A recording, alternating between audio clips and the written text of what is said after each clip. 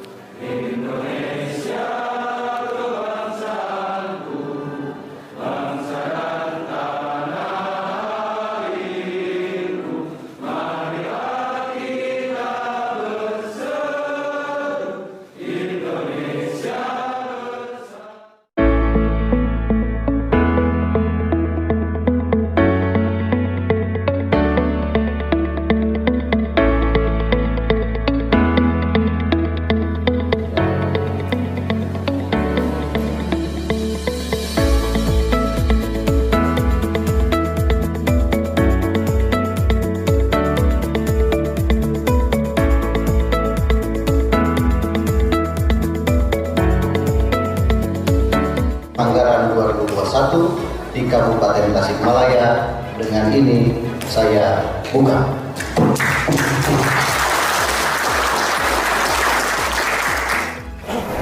Pak, mungkin bisa dijelaskan untuk kabupaten sendiri untuk pembantuan Rutilahu ya Pak, ada berapa ini Pak, berapa unit Pak unit rumah? Ya, sekarang yang mendapatkan bantuan dari provinsi itu Pak Kades semuanya itu 1.700 ya? 1.740.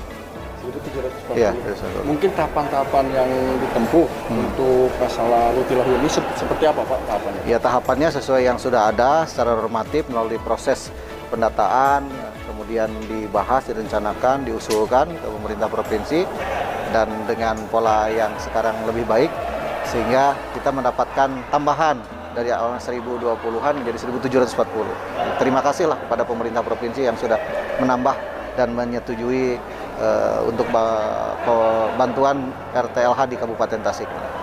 Untuk himbauan sendiri untuk para penerima Pak, dari Bapak sendiri gimana Pak himbauannya? Untuk para penerima itu tentu ya karena ada di pemerintah Kabupaten Tasik, saya juga mewakili penerima. Ya samalah, kita berterima kasih, bersyukur atas ini semua. Apa yang didapatkan jumlah bantuannya ya tadi senilai 17.500.000 kita syukuri, kita manfaatkan dan tentu bersama-sama masyarakat, tokoh yang lain bisa ditambah ya, bisa disubsidi ataupun gotong royong sehingga bisa menghasilkan bangunan yang lebih nyaman untuk masyarakat, yang lebih nyaman yang dengan masyarakat yang ada. Tahun ini terrealisasinya mulai kapan Pak? Insya Allah secepatnya ini, setelah sosialisasi ini kita jadwalkan bulan April ini sudah mulai dilaksanakan di lapangan. Nah, lebih cepat dilaksanakan, masyarakat lebih bisa merasakan manfaatnya. Jadi harapannya dengan direalisasikannya Rutilahu ini dari Bapak sendiri? Ya harapannya dengan kondisi nanti bangunan masyarakat lebih nyaman, maka masyarakat pertama lebih mempunyai rasa kebahagiaan, bahagia dulu sehingga punya semangat kan, punya semangat untuk bekerja lebih baik, beribadah lebih khusyuk gitu. Dan tentu nanti bisa rumah-rumah yang belum mendapatkan bantuan selanjutnya kita akan usulkan kembali supaya ada pemerataan di daerah-daerah seperti tadi baru 50 desa. Nah, kita ada 301 desa lagi ya, dari 351 itu yang ke depan bisa kita usulkan lebih optimal lagi. Bukan hanya dari Pemprov mungkin ya Pak Kadis, minta usulkan ke pemerintah pusat juga. Dan mungkin CSR, BUMN, kalau itu memungkinkan saya pikir itu bisa kita lakukan. Cukup. Pak Kadis bisa menambahkan mungkin? Tadi yang disampaikan oleh Pak Wakil Gubernur, jadi kita dari provinsi mendapat alokasi 1.700 ton. Untuk itu kita dapat BPS, kemudian Pemda Kabupaten sendiri juga mengeluarkan dari bantuan dinas sosial ada. Jadi harapan dari 135.000 data yang awal itu bisa kita tuntaskan. Mudah-mudahan ya secepatnya. Walaupun memang awalnya di periode Pak Wakil ini kita ingin tuntaskan, tapi sekarang ada sisa sekitar 50 ribuan lagi Pak yang belum terrealisasi. Kemudian dari provinsi untuk tahun berikutnya juga tidak sebesar sekarang, bisa lebih banyak lagi. Untuk himbauan dari Pak Kadis sendiri Ya. yang untuk penerima mungkin bisa beda dari Itu tadi Pak Wakil. itu harus dimanfaatkan sesuai dengan apa yang kita harapkan dalam hal ini pemerintah daerah, baik kabupaten maupun provinsi. Jadi itu diterapkan sesuai dengan uang yang ada, 15 juta untuk material dan 2 juta setengah untuk upah. Itu betul-betul sesuaikan dengan itu, karena mau tidak mau ini kan diawasi oleh aparat penegak hukum dan itu juga terjadi dalam itu. Untuk masalah ini Pak, ini kan harus ada sertifikatnya masalah visi semacam barang seperti itu. Ya. Dari Pak Kadis sendiri itu gimana? Kalau misalkan nantinya yang besi itu tidak bersertifikat. Nah, itu nanti makanya di dalam sosialisasi ini kita libatkan juga APH. Nah, nanti akan disampaikan oleh mereka baik dari pihak kejaksaan maupun kepolisian. Bagaimana harus dilakukan oleh masyarakat ya, melalui TML ini, fasilitator ini betul-betul nanti menerapkan apa yang seharusnya dilaksanakan. Terima kasih. Ya. Ya, sesi sosialisasi hari ini dimaksudkan untuk menginformasikan dan memastikan bahwa kegiatan Ruti Laut tahun 2021 ini akan segera dimulai. Harapannya mudah-mudahan tadi di bulan April proses pencairan anggaran dari provinsi ke kabupaten melalui LPM itu bisa dicairkan. Jadi kita punya target tahun ini 1.740 unit di 50 desa. Mudah-mudahan kondusivitas dalam artian dalam hal proses penyiapan proposal, lalu sampai pelaksanaan, sampai penyiapan laporan itu bisa berjalan. Gitu. Karena posisinya kita ada dua hal yang harus kita tempuh, yaitu SPJ-nya dan juga LPD-nya. Seperti itu. Himbauan untuk para penerima manfaat seperti apa supaya berjalan di lapangan? Himbauannya tadi kaitan dengan kesiapan swadaya dari masyarakatnya itu harus betul-betul disiapkan. Jadi masyarakat itu punya waktu sekitar 1-2 bulan karena memang posisinya sudah direncanakan T-1, itu keswadayaannya harus sudah siap. Untuk anggaran sendiri Pak per unitnya berapa? Anggaran per unit itu 17.500.000. Jadi untuk Ruti Lahu itu 16.500.000-nya itu untuk bahan material, lalu 1 juta itu untuk BOP dan administrasi. BOP itu ada dua, yaitu HOK untuk biaya tukang dan 300-nya untuk biaya administrasi LPM. Dan biaya administrasi LPM kenapa dibebankan di anggaran masing-masing CPM? Karena memang mereka lah sebetulnya penerima bantuan dan mereka memilih atau menentukan CPM itu berdasarkan kesepakatan masyarakat, warga dan desa semua. Untuk tahun ini rata-rata berapa kuota per desa? Rata-rata kuota per desa 30. Ada yang di atas 30, 60 unit itu. Ada beberapa desa, ya itu mudah-mudahan bisa bermanfaat saja. Untuk masalah yang diberikan gimana Pak terhadap sosialisasi tersebut kepada pihak PM dan pemerintah yang pembekalan tersebut sekarang ini apa? Kalau pembekalan sebetulnya hari ini kita hanya menginformasikan bahwa kegiatan ini sejauh mana harus ditempuh. Lalu sebetulnya teman-teman LPM sudah sosialisasi di lapangan, sudah ada verifikasi dan kita sedang menyusun proposal. Ya, mudah-mudahan minggu-minggu ini proposalnya selesai dan bisa dikirim ke Bandung. Itu mungkin.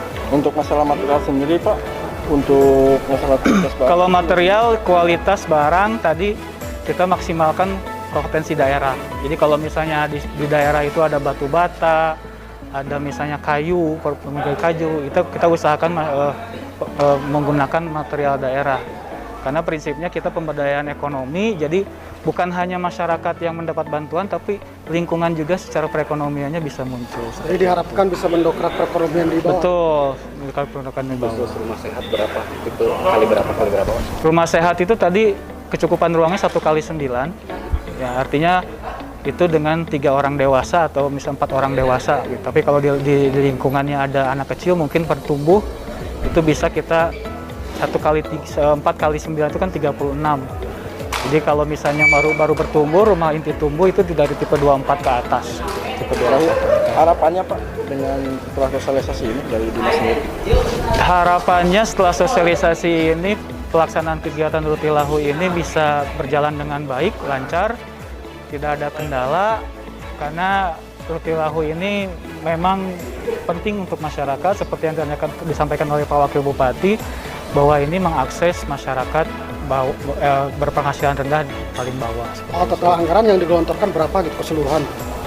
Total anggaran tadi dari keseluruhan kabupaten di provinsi itu 31.500 unit. Tadi disampaikan sekitar 551 miliar. Kalau Kabupaten Tasikmalaya sendiri 1.740, ya berarti sekitar 30-an miliar ya. 30 miliar. Cukup, siap. Siap. Assalamualaikum warahmatullahi wabarakatuh. Saya sebagai Korpas Kabupaten Tasikmalaya, salah satu Korpas di Kabupaten Tasikmalaya, ya, mengucapkan terima kasih kepada rekan-rekan TFL yang mana dalam acara sosialisasi program perbaikan rumah tidak layak huni Provinsi Jawa Barat di tingkat kabupaten yang dilaksanakan di Kabupaten Tasikmalaya telah berjalan lancar. Kegiatan sosialisasi Rutilahu 2021 ini dilaksanakan untuk membangun sinergitas, membangun kebersamaan antara Dinas PU dan yang terkait, yaitu Dinas Polisian dan Kejaksaan, bagaimana mengawal kegiatan program Rutilahu ini menjadi kegiatan yang memang transparansi, akuntabel, untuk yang bisa dirasakan untuk masyarakat Kabupaten Tasikmalaya. Selamat atas akan terlaksananya program Rumah Tidak Layak Huni.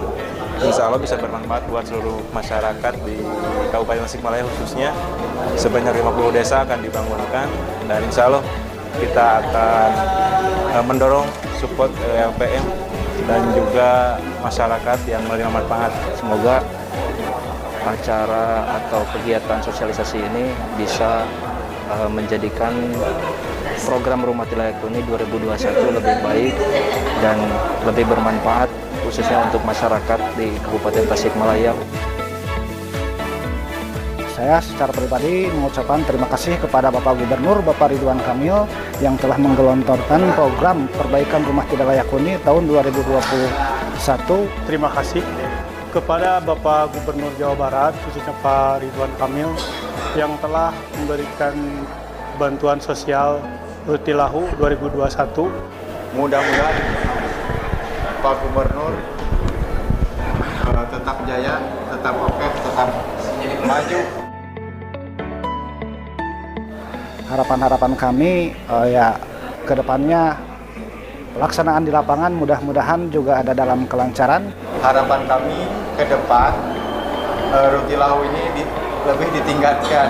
Mudah-mudahan ke depan ya dari sekarang meningkat setiap desa, kalau bisa kebagian. Mudah-mudahan tahun depan jumlahnya akan meningkat lebih banyak lagi. Saya berharap untuk kedepannya, untuk program Rutilahu ini, untuk per kecamatan bisa bertambah kuota minimal dari satu desa, dari satu kecamatan itu ada 3 desa atau 4 desa. Semoga dengan kegiatan Rutilahu ini bisa meningkatkan kesejahteraan masyarakat Kabupaten Tasikmalaya. Terima kasih dan tetap salam jaga lembut.